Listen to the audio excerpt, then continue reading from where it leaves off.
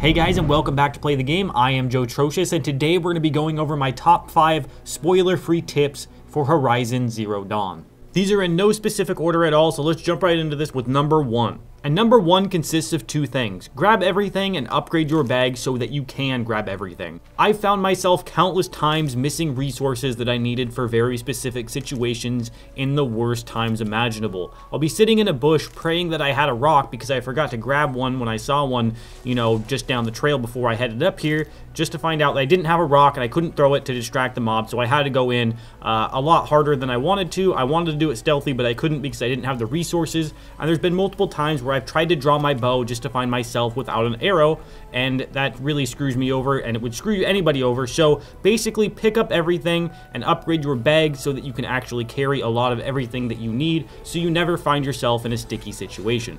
Moving right along to tip number 2, and that's saving often. I can't stress it enough that you need to go out of your way to save, because most of the time the save points are in between cutscenes. You'll basically be going along the story and you'll have a lot of save points along that point, but if you're just going around roaming, collecting stuff and whatever you're doing, you're more likely to die, and you're not actually hitting those save points in between because they aren't readily apparent. They're not right in front of you. So make sure after you do a pack of mobs, you go off and just do a manual save or an auto save. It's up to you. I like to do manual saves because I feel like they're more reliant, but the reason for doing this is if you kill a pack of mobs and you get a really good drop or a really rare modification that you actually want to keep, if you die, you will lose that modification, and chances are when you go back to get it, it won't be there. So make sure when you're roaming around, you save often, and just save often. Whenever you see a save point, there's no reason not to hit it. Number 3 coincides with all this gathering and looting and collecting that we've done up until this point. So make sure you're visiting traders.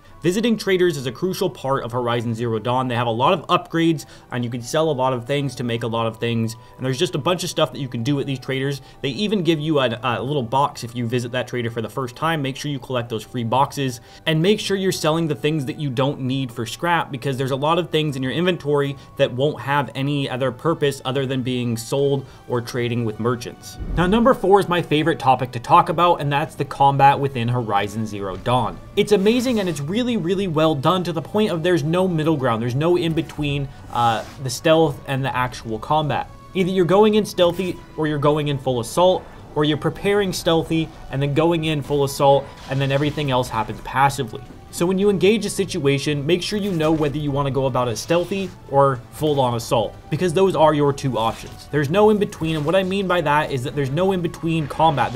You're either moving really fast or you're moving quite slow.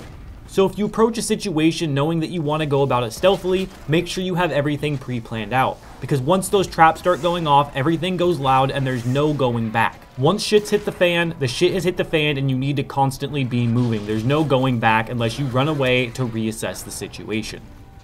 And last but not least, number 5 is that you should be scanning everything. Now, I decided to put this one on the list even though it's painfully obvious because it's a core mechanic of the game, but it's really easy to overlook the importance of what this tool actually does when you get caught up in the moment of battle. Bringing up the scanner, you can scan for enemies' weak points, you can tag them, you can even tag rodents and animals so that if you miss your shot when you're trying to shoot the rabbit to collect the meat that you need to upgrade your bags, you can actually chase them off into the wilderness and you won't lose them. That goes for anything. You can tag anything in the game as long as you're able to kill it, I'm assuming, so that you can actually track these things when they get away. If you shoot an enemy and then they scatter and run away, you can actually track them a little ways up the road. And when you scan the machines, you'll see highlighted yellow parts on the machine. Those are their weak spots, and very important to know what to aim for.